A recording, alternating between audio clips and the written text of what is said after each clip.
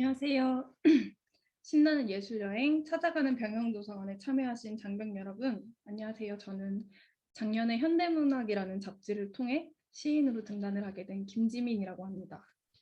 코로나19가 아니었다면 장병 여러분을 직접 뵙고 함께 여러 생각을 나눠볼 수 있었을 텐데 그러지 못해 너무 아쉽습니다.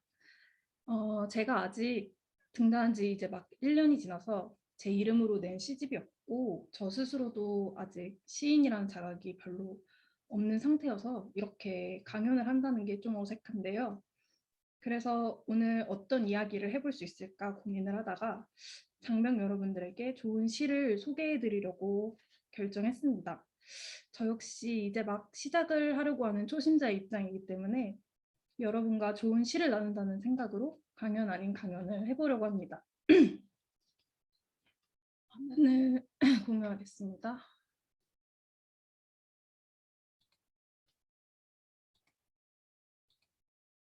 네. 저는 이번 강연의 주제를 시 읽기의 즐거움으로 잡았는데요. 일단 저희가 물론 강연을 보고 계신 장병 여러분들 중에도 이제 시집을 뭐 찾아서 읽으시는 분들이 있을 거라고 생각을 해요. 하지만 이제 보통의 사람들에게 시는 사실 어딘가 좀 멀게 느껴지잖아요.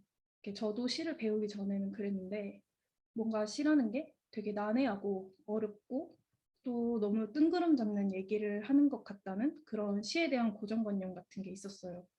왜냐면 이제 교과서에서 우리가 시를 배우게 될 때도 항상 저희는 시의 갈래라든지 뭐 시의 성격을 파악하는데 되게 급급했고 뭔가 되게 다 정형적인 그런 시들을 배워왔다 보니까 뭔가 시는 뭔가 리듬과 뭔가 압축 압축하고 운율이 있어야 하고 뭔가 이렇게만 느꼈던 것 같은데 어, 그래서 저도 뭔가 시라는 게 좀 어떤 일정한 틀과 양식이 있다고 생각을 했었기 때문에 장병 여러분들이 정말 읽으면서 즐거움을 느낄 수 있고 그리고 더 나아가서 뭔가 삶의 어떤 교훈을 얻을 수 있고 어, 그런 매력을 찾을 수 있는 시들을 읽어볼 기회가 없었다는 생각이 들어서 세 편의 좋은 시들을 제가 추려서 왔어요. 저의 시는 아니고 이제 기성 시인들의 시인데 어, 뭔가 시라는 게 우리들이 발붙이고 살아가는 어떤 현실과 거리가 좀 있다는 생각이 들어서 우리 삶이랑 좀 관련이 있는 그런 세 편의 시들을 가지고 왔습니다. 그래서 오늘 저와 함께 세 편의 시를 읽으면서 여러분들이 시가 우리 곁에서 그리 멀게 있는 게 아니구나, 멀지 않구나, 시도 재밌는 구석이 있구나 하는 생각을 가져보면 좋겠습니다. 첫 번째 시는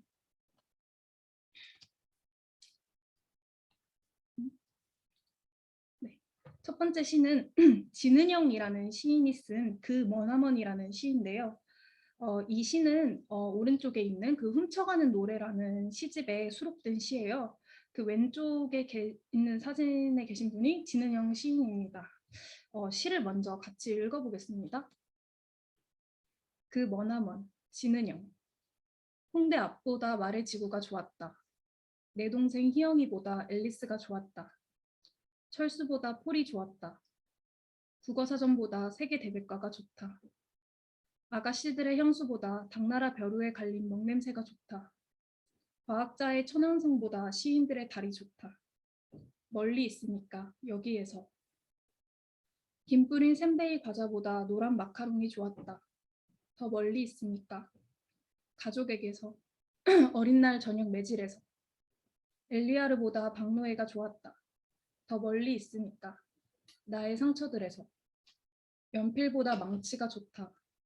지우개보다 십자 나사목. 성경보다 불경이 좋다. 소녀들이 노인보다 좋다. 더 멀리 있으니까 나의 책상에서. 분노에게서. 나에게서. 너의 노래가 좋았다. 멀리 있으니까 기쁨에서. 침묵에서. 노래에게서. 혁명이 철학이 좋았다. 멀리 있으니까 집에서. 깃털 구름에게서. 심장 속 검은 돌에게서. 네, 이게 방금 읽은 시가 이제 시의 전문이었는데요. 이 시를 읽으면서 각자 떠올리는 감상들이 제각기 다를 거라고 생각해요. 사실 멀리 떨어져 있다는 것에 대한 여러분들의 인상이 어떤지 궁금한데요. 멀리 떨어져 있다는 건 일반적으로 좋은 감정을 불러일으킬 수 없는 것 같아요. 멀리 떨어져 있다는 건 닿을 수 없다는 뜻이고, 그렇기 때문에 서글프고 또 괴로울 것만 같잖아요. 그런데 이 시는 지금 역설적으로 멀리 있어서 좋다고 말을 하고 있어요. 다양한 예시를 들어가면서 나와 멀리 있는 것들의 목록을 나열하고 있는데, 이를테면 프랑스의 말의 지구, 앨리스, 폴, 노란 마카롱, 시인들의 달 같은 게 그렇겠죠? 제가 생각하기에는 멀리 떨어져 있는 것에는 지금 여기에 있는 내가 모르는 무언가가 있기 때문에 좋다고 말을 하는 것 같아요. 멀리 있기 때문에 그리움이 있고 또 동경이 있고 아쉬운 마음이 들 수 있겠죠? 그건 닿지 못하기 때문에 발생하는 마음 같아요. 혁명과 철학이 그렇고 평화가 그렇죠. 그것은 우리가 한 번도 닿아보지 못했기 때문에 그리운 무엇이 아닐까 싶습니다. 사실 나와 가까운 것은 나와 너무 밀착해 있기 때문에 어떠한 향수도 느낄 수가 없잖아요. 여러분도 한번 여러분과 가까이에 있는 것들을 떠올려 봤으면 좋겠어요. 그것이 특정한 사람이든 아니면 어떤 사물이든 또는 사건이든 어떤 시간이든 간에요. 가까이 있을 때 우리는 그것이 주는 어떤 압력이라든지 그것이 내게 준 상처나 고통 혹은 그것이 내게 불러일으키는 어떤 감상을 그냥 있는 그대로 받아들일 수밖에 없어요. 왜냐하면 너무 가까이 있고 그것과 함께 있기 때문에. 이 시 속에서는 그 가까운 것이 가족이라든지 어린 날 저녁 매질이라든지 나의 상처들 혹은 나의 책상, 분노, 그리고 나 이런 식으로 나와 있는데 저도 그렇지만 여러분들도 가족이라든지 누군가로 인해 혹은 어떤 상처들, 어떤 분노 혹은 나로 인해 아파본 일이 있었을 거라고 생각해요. 그럴 때 우리는 우리로부터 최대한 먼 것들을 떠올릴 수 있죠. 사실 헛된 망상이라든지 뭔가 그런 것들도 먼 것에 속할 수 있을 거예요. 그 거리감으로 인해서 우리는 우리가 처해 있는 현실과 고통, 그리고 우리 심장 속에 들어있다는 검은 돌로부터 어, 거리감을 가질 수 있기 때문에 그것들을 잠시나마 잊을 수 있는 거죠. 이 시를 통해서 이제 말을 하는 게 그렇다고 이제 뭐 여러분들이 현실과 거리를 두고 살라는 건 아니에요. 뭔가 무언가를 그리워하기 위해서 무언가와 떨어져 있어야 한다는 게 사실 바보 같은 거잖아요. 그러니까 그 그리움을 어떻게 참아낼 수 있겠어요? 만약에 그렇게 무언가를 좋아하기 위해 무언가가 떨어져 있는다는 것 자체가 바보 같은 건데 다만 이 시를 통해서 우리가 배울 수 있는 것은 멀다는 것에 대해 다르게 생각해보는 그런 어떤 관점의 전환 같은 것일 것 같아요. 그래서 이 시를 한번 천천히 눈으로 읽어보시면서 음, 드는 감정들, 생각 같은 것들에 좀 집중을 해보고 너무 가까이 있는 것이 아니라 뭔가 좀 더 멀고 어떤 그런 그리움을 불러일으킬 수 있는 그런 먼 곳에 대해서 한번 각자 장병 여러분 각자 생각해 보셨으면 좋겠습니다. 다음 시로 넘어갈게요. 다음 시는 사이토 마리코라는 일본인 시인이 쓴 시인데요. 이분은 대학에서 고고학을 전공하던 중에 한일 학생 모임에서 한국어 공부를 시작했다고 해요. 그러다가 한국으로 유학을 와서 어학당을 다니다가 93년도에 한국어로 쓴 시집을 내요. 지금 소개해드리려는 시가 그 다나나의 눈송이에 실린 눈보라라는 시의 두 번째 챕터예요. 일단 이게 일본인이 한국어로 쓴 시라는 점에서 굉장히 특이한데 한번 함께 읽어보겠습니다. 눈보라, 사이토 마리코. 수업이 심심하게 느껴지는 겨울날 오후에는 옆자리 애랑 같이 내기하며 놀았다. 그것은 이런 식으로 하는 내기이다. 먼저 창문 밖에서 풀풀 나는 눈송이 속에서 각자가 눈송이를 하나씩 뽑는다. 건너편 교실 저 창문 언저리에서 운명적으로 뽑힌 그 눈송이 하나만을 눈으로 줄곧 따라간다. 먼저 눈송이가 땅에 착지해버린 쪽이 지는 것이다. 정했어. 내가 작은 소리로 말하자. 나도 하고 그 애도 말한다. 그 애가 뽑은 눈송이가 어느 것인지 나는 도대체 모르지만 하여튼 제 것을 따라간다. 잠시 후 어느 쪽인가 말한다. 떨어졌어. 내가 이겼네. 또 하나가 말한다. 거짓말해도 절대로 들킬 수 없는데 서로 속일 생각 하나 없이 선생님께 야단 맞을 때까지 열중했다. 놓치지 않도록, 딴 눈송이들과 헷갈리지 않도록 온 신경을 다 집중시키고 따라가야 한다. 다른 모든 눈송이와 아주 비슷하게 생긴 단 하나의 눈송이. 나는 한때 그런 식으로 사람을 만났다. 아직도 눈보라 속 여전히 그 눈송이는 지상에 안 닿아 있다. 중간에 조사 하나가 빠졌는데 여기서 선생님께라는 깨라는 조사가 있었습니다. 그리고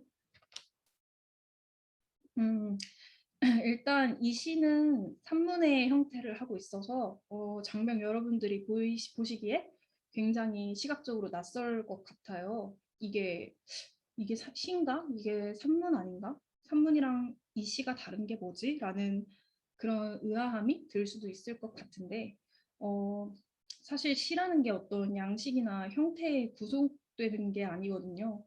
뭔가 사실 시가 무엇이냐라고 묻는다면 이제 그 시인마다 그 시에 대한 정의가 아마 다 다를 거예요. 근데 아마도 그 시가 무엇이냐고 생각하냐는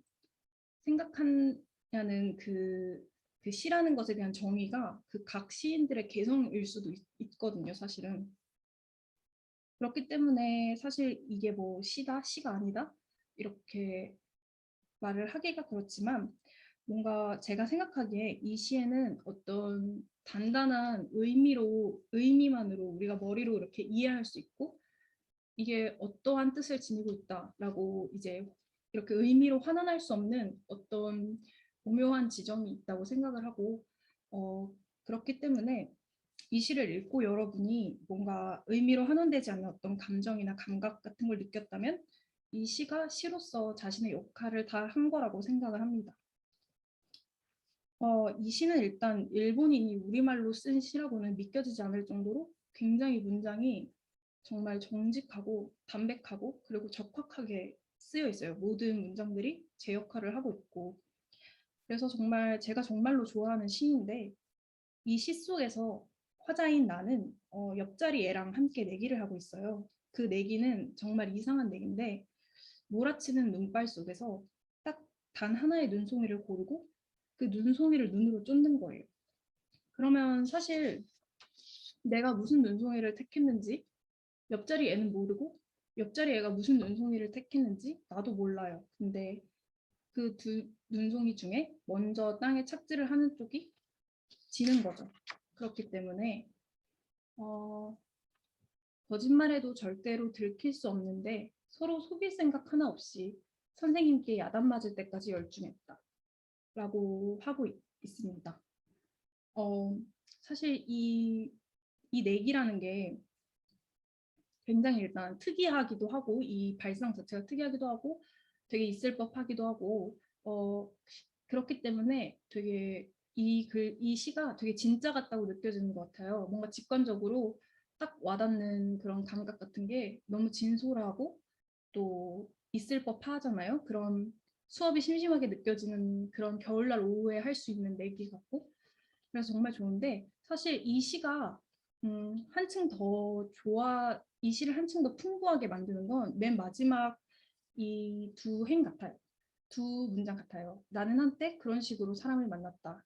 아직도 눈보라 속 여전히 그 눈송이는 지상에 안 닿아 있다. 이 구절 때문에 이 시가 더 좋게 느껴지는데 사실 누군가를 이게 그냥 내기로서 그치는 게 아니라 누군가를 만난다는 건 이 비슷한 모습으로 몰아치는 눈보라 속에서 단 한 송이의 단 하나의 눈송이를 뽑는 일과 같다는 거죠. 세상엔 정말 많은 사람들이 있잖아요. 장병 여러분들 주변에도 정말 많은 사람들이 있고 사회에도 많이 있고 그리고 내 곁을 스쳐 지나가는 사람들, 내가 뭐 TV나 뭐 어떤 매체를 통해서 보게 되는 사람들, 그리고 세상에 정말 많은 사람들이 있는데 그 많은 사람들 하나하나가 모여서 이제 거대한 눈보라와 같은 이 시 속의 장면처럼 거대한 눈보라와 같다고 생각할 수 있겠죠. 그런데 우리 눈에 운명적으로 뽑히는 우리 눈에 딱 들어오는 단 하나의 눈송이가 있어요. 사실 그거는 운명이라고밖에 말을 할 수 없는 거거든요.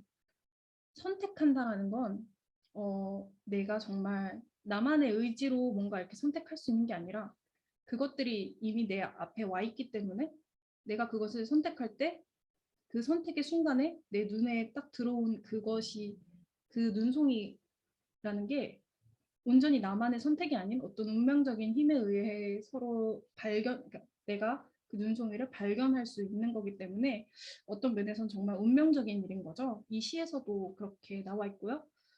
건너편 교실 저 창문 언저리에서 운명적으로 뽑힌 그 눈송이 하나. 우리는 그런 식으로 이제 한 사람의 인생에 개입하게 되는 거죠. 그리고 그런 누군가와 마주치게 된다면 놓치지 않도록 딴 눈송이들과 헷갈리지 않도록 온 신경을 다 집중시키고 따라가야 한다는 것 같아요. 이 시가 말하려고 하는 게.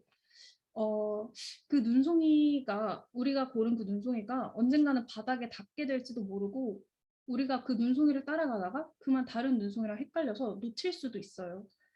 사람 사이의 일이라는 게 그렇잖아요. 그렇지만 우리가 그 몰아치는 눈보라 속에서 그 단 하나의 눈송이와 마주쳤다는 사실은 사실 변하지 않거든요. 하나의 눈송이에서 시선을 떼지 않는다는 것, 그리고 무언가를 그토록 집중해서 바라보고 있다는 게 사실 사랑이랑 다를 바가 없기 때문에 이 시는 그런 만남의 순간, 마주침의 순간, 그 맞닥뜨림의 순간을 정말 잘 표현한 시라고 생각을 해요. 어, 그리고 눈보라 속 여전히 그 눈송이는 지상에 아직 닿지 않았다는 말이 되게 여운이 짙죠. 아마 장병 여러분들에게도 어떤 생각나는 얼굴들이 있을 것 같아요. 다른 눈송이들과 아주 비슷하게 생겼지만 다른 그 단 하나의 눈송이 같은 존재가 있을 거라고 생각을 합니다. 그런 사람의 얼굴을 떠올려 보는 것에 집중을 하면서 이 시를 뭐 천천히 읽어보셨으면 좋겠습니다. 다음 시는 황인찬 시인의 건축이라는 시인데요. 이 시는 이제 희지의 세계라는 시집에 수록된 시입니다. 제가 이 시집에서 가장 좋아하는 시이기도 한데요. 함께 읽어보겠습니다.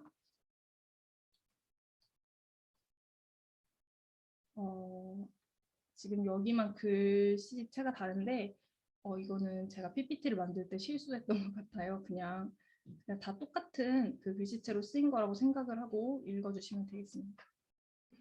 건축, 황인찬. 친척의 별장에서 겨울을 보냈다. 그곳에서 좋은 일이 많았다. 이따금 슬픔이 찾아올 때는 숲길을 걸었다. 그러나 여기서 그때의 일을 말하지는 않을 것이다. 그보다는 어떤 기하학에 대해, 마음이 죽는 일에 대해, 건축이 깨지는 순간에 대해 이야기하고 싶다. 이 시는 지난 여름 그와 보낸 마지막 날로부터 시작된다. 이리 나와봐. 벌집이 생겼어. 그가 밖에서 외칠 때 나는 거실에 앉아 있었다. 불 꺼진 거실에 한낮의 빛이 들이닥쳐서 여러 가지 무늬가 바닥에 일렁였고 어쩌지? 떨어뜨려야 할까? 그가 물었지만 대답하지 않았다. 벌집은 아직 작지만 벌집은 점점 자란다. 내버려두면 큰일이 날 것이다. 그가 말했지만 큰일이 무엇인지는 그도 나도 모른다. 한참 그는 돌아오지 않는다. 벌이 무섭지도 않은 걸까? 그것들이 벌집 주위를 바쁘게 날아다니고 육각형의 방은 조밀하게 붙어 있고 그의 목소리가 언제부턴가 들리지 않아 무섭다는 생각이 들 때. 하지만 벌이 사라지면 인류가 멸종한댔어. 돌아온 그가 심각한 얼굴로 말하던 것을 기억한다. 그때쯤 여름이 끝났던 것 같다.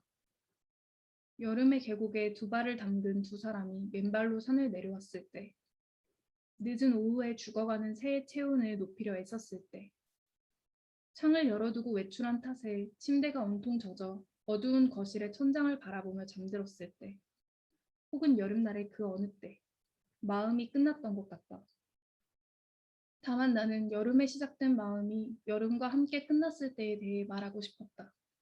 그러나 그것이 정확히 언제였는지는 도무지 알기가 어렵고, 마음이 끝나도 나는 살아있구나. 숲길을 걸으면서 그가 결국 벌집을 깨뜨렸던 것을 떠올렸다. 걸어갈수록 숲길은 더 어둡고 가끔 무슨 소리가 들리기도 했다. 그리고 이 시는 시간이 오래 흘러 내가 죽는 장면으로 끝난다. 그때는 아름다운 겨울이고 나는 여전히 친척의 별장에 있다. 잔뜩 쌓인 눈이 소리를 모두 흡수해서 아주 고요하다. 세상에는 온통 텅 빈 벌집뿐이다. 그런 꿈을 꾼 것 같았다. 네. 일단 이 시는 굉장히 길죠. 길고 그리고 굉장히 구체적인 장면들로 이루어져 있어요. 그래서 아마 이 시를 읽는 게 어렵지는 않을 거예요. 뭔가 어떤 난해한 말을 하는 부분도 없고 굉장히 그림이 잘 그려지는 그런 시인데 사실 쉽게 이해되는 시는 아니죠. 이 시는 완전히 이해하는 것이 불가능해요. 왜냐하면 이 시의 화자가 말을 하다시피 그러나 여기서 그때의 일을 말하지는 않을 것이다. 라고 본인이 화자가 독자에게 숨기는 지점이 있어요. 그 친척의 별장에서 어떤 일이 있었는지를 말하지 않고 있기 때문에 우리가 모든 것을 이해할 수는 없어요. 사실 이 시의 아름다운 점이 바로 여기에 있다고 생각을 하거든요. 완전히 이해할 수 없다는 것. 완전히 이해되지 않는 데서 오는 그런 모호함이 그 시 속에 되게 아름다운 여백을 만들어내고 있고 그 모자란 구석은 우리가 독자들이 읽으면서 추측을 해나갈 수밖에 없는 거죠. 그리고 사실 우리가 어떤 기억을 되살려서 말을 할 때 우리는 모든 이야기들을 그 세부적인 그 세밀한 요소 하나하나에 대해서 전부 말하는 게 아니라 우리의 인상에 남았던 몇몇 장면들 같은 것을 떠올리죠. 우리가 어떤 기억을 되살려 볼 때. 사실 이 시는 그런 기억의 방식처럼 쓰여져 있어요. 그냥 뜨문뜨문 생각나는 어떤 장면, 그리고 기억에 남는 어떤 에피소드, 이런 것들로만 이루어져 있거든요. 그래서 우리는 이 시를 읽을 때 화자인 내가 그와 도대체 어떤 관계였는지, 그리고 겨울에 이 별장에서 어떤 시간을 보냈는지를 알 수가 없어요. 다만 그는 이 시 속의 화자는 그와 보낸 지난 여름 그와 보낸 마지막 날에 대해서 이야기를 하기 시작합니다. 우리가 이 두 사람의 관계에 대해서 정확히 파악할 수는 없지만 그에 대한 어떤 나의 마음을 파악하기 위해선 이 벌집에 집중을 할 필요가 있을 것 같아요. 이 벌집을 어떤 마음이라고 읽었을 때 이 시가 조금 다르게 읽힐 수 있는데 이를테면 마음은 아직 작지만 마음은 점점 자란다. 내버려 두면 큰일이 날 것이다. 이런 식으로 읽어볼 수 있겠는데 그에 대한 마음이 마치 벌집처럼 그려지고 있어요. 왜냐하면 여기서도 말을 했듯이 마음이 죽는 일에 대해 건축이 깨지는 순간에 대해 이야기하고 싶다고 화자가 말을 하고 있잖아요. 그렇기 때문에 이 마음이 죽는 일과 건축, 그러니까 이를테면 어떤 벌집과도 같은 기억, 그런 것이 깨지는 순간에 대해 이야기하고 싶다고 말을 해서 뭔가 마음과 벌집을 뭔가 같은 것이라고 생각하면서 읽어도 좋을 것 같아요. 그렇게 생각을 하면 뭔가 그에 대한 마음이 벌집과 같다라는 걸 이해할 수 있는데 사실 벌집이라는 것의 속성에 대해서 생각을 해보면 벌집은 육각형의 그런 조밀하고 아름다운 무늬를 지니고 있지만 사실 점점 자라고 그래서 잠정적으로 우리를 위협하는 어떤 위험한 것이 되잖아요. 그렇게 읽으면 이 그의 마음이라는 게 점점 커지고 뭔가 내버려두면 큰일이 날 것이다 라는 생각 했을 때 뭔가 그에 대한 마음이라는 게 위험한 것이구나. 그는 사랑해서는 안 되는 사람이 아닐까라는 생각을 할 수가 있겠죠. 사실 누군가를 사랑하는 일이 잘못된 일이 아니고 위험한 일이 아닌데 그는 이걸 뭔가 내버려두면 큰일이 날 것 같다는 그런 감정을 느끼고 있어요. 그렇게 생각했을 때 그와의 관계를 우리가 명확히 이렇다라고 말을 할 수는 없지만 추측을 해볼 때 그는 사랑을 해서는 안 되는 사람. 저는 저 같은 경우에는 이를테면 그는 친척일 수도 있고 그는 친구일 수도 있고 뭔가 되게 무궁무진한 가능성이 있어요. 하지만 어쨌든 뭔가 어떤 그런 불온한 감정, 위험한 감정처럼 느껴져요. 이건 아마 읽는 장병 여러분들의 그 생각에 따라 다 다르게 읽히겠지만 저에게는 그렇게 느껴졌거든요. 그래서 어, 중요한 것은 근데 이제 그가 누구냐 아는 것보다도 그 여름의 어느 날 나의 마음이 그 육각형의 종밀하고 아름답고 위험한 마음이 깨져버렸다는 데 있는 것 같아요. 여름날의 그 어느 때 마음이 끝났던 것 같다라는 발화에 집중을 해봤을 때 이건 그가 누구냐는 것보다 그냥 그 마음이 죽었던 일 그리고 건축이 깨졌던 그 순간에 대해서 이야기를 하는 시이기 때문에 그런 거에 집중을 해서 읽으면 좋을 것 같고 사실 벌집이라는 게 벌이 이제 꿀을 채우기 위해 정교하게 만들어 놓은 그런 육각형의 방이잖아요. 근데 사람의 마음도 아마 마찬가지일 거라고 생각해요. 그런 순간순간의 감정들이 견고하게 모여서 하나의 방, 하나의 건축을 이루고 그것이 이제 오래 머물 수 있는 마음이 오래 머물 수 있는 집 같은 그런 구조물이 되는 거죠, 일종의. 그렇기 때문에 이 시에서 화자는 시간이 오래 흘러 이 시는 시간이 오래 흘러 내가 죽는 장면으로 끝난다라고 말을 하고 있어요. 그렇기 때문에 이 시에서 화자는 죽기 직전까지 그 마음을 간직하고 있다는 뜻이에요. 어떤 기억이라든지 그 여름날 그리고 그 겨울 함께 보냈던 그 친척의 별장에서의 그 일들을 아직까지도 간직하고 있고 죽기 직전의 순간에도 세상에는 온통 텅 빈 벌집뿐이다라고 말을 하고 있어요. 그렇기 때문에 한때 자신의 마음이 머물렀던 그 벌집이 어느새 텅 비어버린 얇은 껍질로 남아있는 거겠죠. 근데 이제 누구에게나 뭔가 이런 화자가 겪었던 그런 여름날 같은 혹은 깨질 수밖에 없는 어떤 마음을 품었던 누군가 어떤 대상이 있을 거라고 생각해요. 뭐 없다고 하더라도 살아가다 보면 그런 사람을 만날 수 있고 그래서 어쩌면 우리의 마지막 순간에 그때가 아스라이 떠오를 수도 있기 때문에 뭔가 이 시가 아름답게 느껴지는 이유는 우리 모두 알고 있는 감정이고 또 우리 모두 경험했던 어떤 그런 산산조각난 순간들 그렇지만 잊을 수 없는 순간들 그런 것에 대해서 아주 구체적인 장면을 통해서 아름답게 감각적으로 표현하고 있다는 점에서 이 시가 굉장히 저는 좋았거든요. 그래서 이제 장병 여러분들도 이 시를 읽으면서 이 시를 읽으면서 시라는 게 사실 어, 앞선 시들도 마찬가지고 시라는 게 되게 난해하고 어려운 시들도 있지만 사실 지금 제가 가지고 온 세 편의 시들처럼 굉장히 직관적으로 와닿는 시들이 있어요. 그리고 저 같은 경우에는 그런 시들을 되게 좋아해요. 그렇기 때문에 한번 제가 추천해드린 이 시인들의 이 시집이라든지 그런 것들을 좀 찾아서 직접 읽어보셨으면 좋겠다는 생각이 듭니다. 그러면 이게 그냥 시로서 끝나는 게 아니라 나의 삶과 연결되는 어떤 지점을 만나볼 수 있을 것 같아요. 어, 그래서 시가 어떤 그냥 언어 예술 작품으로서 끝나는 게 아니라 우리의 삶에 어떤 나침반이 되어주고 어떤 힘든 순간을 잊을 수 있는 어떤 위로가 되는 그런 경험을 여러분이 해보셨으면 좋겠고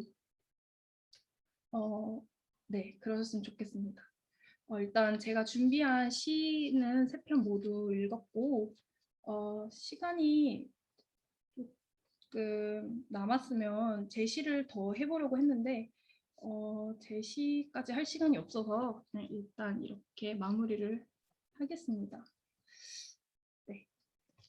오늘 찾아가는 병영도서관 이 강연에 참여해주신 장병 여러분 정말 감사드리고요. 제가 처음이라서 너무 버벅거리고 좀 긴장을 했는데 잘 참고 들어주셔서 감사합니다. 네. 오늘 강연은 여기까지 하도록 하겠습니다. 감사합니다.